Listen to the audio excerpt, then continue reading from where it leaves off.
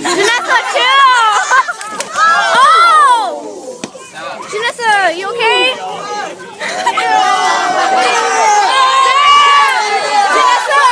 Janessa, you okay?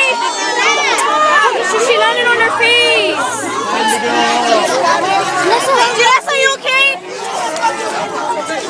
Janessa!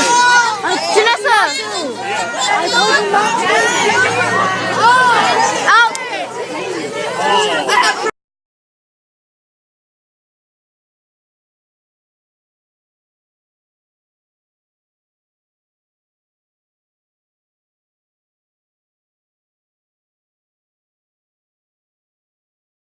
At just 302 square feet, this is as far as the tour goes.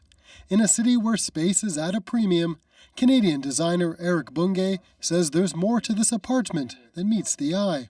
Anybody who's not from New York doesn't necessarily understand how crazy it is here, how expensive it is. This is New York's first all-micro apartment building. Sizes range from 260 to 360 square feet. Normally, apartments can't be smaller than 400, but a few years ago, the city realized it needed more housing for singles. So Bungay and his team won a competition to build something new.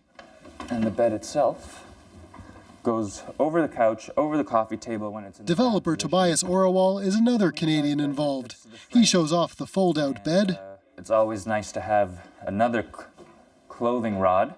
The pull-out closet, which extends into the room. I mean, it's just a desk right now. And the desk that expands to become a kitchen table.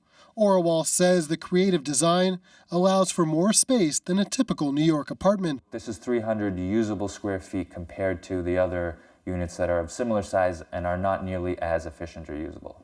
Most of the units will rent from around $2,600 to $3,100 US a month. This humanoid robot could one day be giving you directions. This way, please. Hitachi's latest offering, MU3, is designed to guide railway passengers to their trains, hospital visitors to the right patient, and even allow office workers to track down just wherever it is that Maureen in accounts sits. Its developer says that MU3's lightweight design makes it perfect for the task. This robot is 60 centimetres high and weighs only 15 kilograms and has quite a compact body. Added to that, we reduced the data downloads needed for it to operate by making it work with the Wi-Fi network. Hitachi plans to sell the robot commercially, but hasn't yet decided on a price. Its makers say MU3 can speak to people in multiple languages, though only one at a time. If it's knocked over by a customer, it's programmed to be able to get back up on its own feet. The robot's due to hit the market in 2018.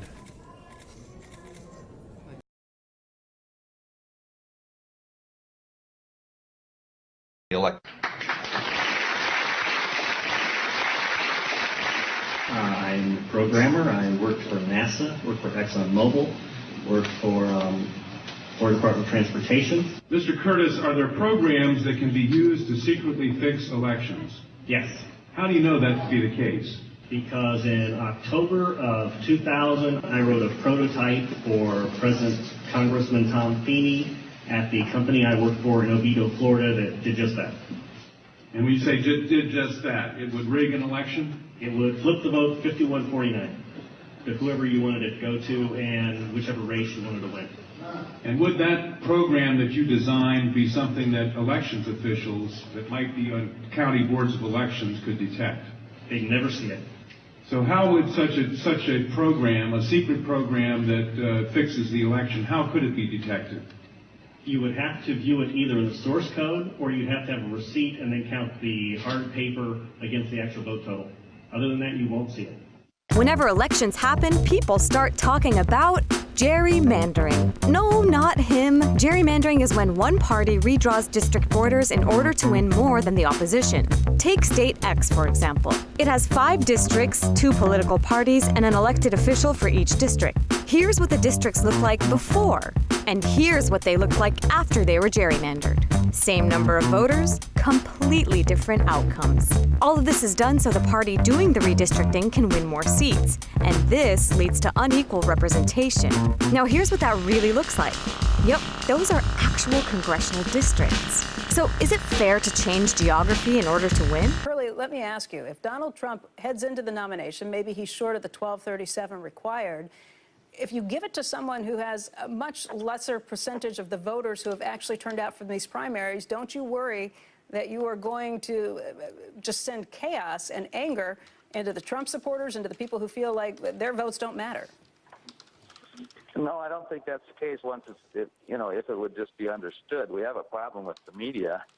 Unfortunately, the cable networks are trying to determine I don't think this is a problem with the media. I've heard from a lot of voters who say if they feel like their votes got stolen, that they would be very unhappy and very angry. I think you're looking at a different situation. I realize these have been the rules, but the last time these rules were put in place was 1976. It's been a long time since then. Yeah, they're still there. Yeah, that's a problem. The media has created the perception that the voters will decide the nomination, and that's the concept. That's the conflict here. We feel like we live in a democratic society. What you're telling me is it's not a democratic society, and your votes don't necessarily matter because it's a democratic representation, correct? No, that's not what I'm trying to tell you. What I'm trying to say is that we're just one of the political parties. There's many political parties, but political parties choose their nominee, not the general public. As a delegate, you've been on the inside for a long time. As a member of the RNC, you kind of know how these things work. So what are you seeing in this cycle? Well, Donald Trump, as you know, has been the front runner since August, since the Cleveland first debate. And ever since that time, there's been attempts from all sides to take Donald Trump out of the mix, and it hasn't been very successful. The more they attack him, the stronger he gets, and he's resonating with America and the voters. RNC Chairman Reince Priebus was out over the weekend, and he was making comments that make it sound like he's thinking that a contested convention is more likely. You think that's the case? That could very well be the case going into the national convention. I can see that happening. Where no one makes it to the 1237 that is required in terms of the delegate count? Exactly. That's just realistic. We had another delegate who joined us last week. His name's Curly Hoagland, and he's also a member of the RNC Rules Committee. His point was that the party is the one that chooses the candidates, not necessarily the primary votes, the way they go down, and that these are the rules. It's very clear that if it goes to a contested election, it could walk out, and anyone could be the actual candidate who is nominated by the party, not necessarily the front runner or even the second place. What do you think of that? Well, at the end of the day, you know, people are under the misconception that it's the results of the caucus and the results of the primary that determines who becomes the nominee. In actuality, it's the delegates at the national convention that are supposed to pick the nominee.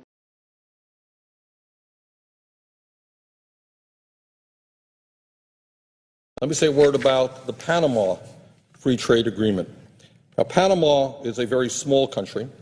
Its entire annual economic output is only $26.7 billion a year, or about 0.2% of the American economy. So I think no one is going to legitimately stand up here and say that trading with such a small country is going to significantly increase American jobs. Then why would we? Why would we be considering a trade agreement with Panama? What's going on there? Well, it turns out, Mr. President, that Panama is a world leader when it comes to allowing wealthy Americans and large corporations to evade U.S. taxes by stashing their cash in offshore tax havens. And the Panama Free Trade Agreement would make this bad situation much worse. Stocks got back on track Wednesday, posting gains after the Federal Reserve released its minutes from its previous meeting. The Fed debated an April rate hike, but decided that the risks tied to the global economic slowdown warranted a cautious approach. So you would be the first Jewish president, and I'm looking here at, I don't know if this is new. Have you heard that he's going to the Vatican? Has this been... You have the story. So tell the world. Tell me, you're going to be going to the Vatican to talk about how to create a moral economy that works for all people rather than the top 1%.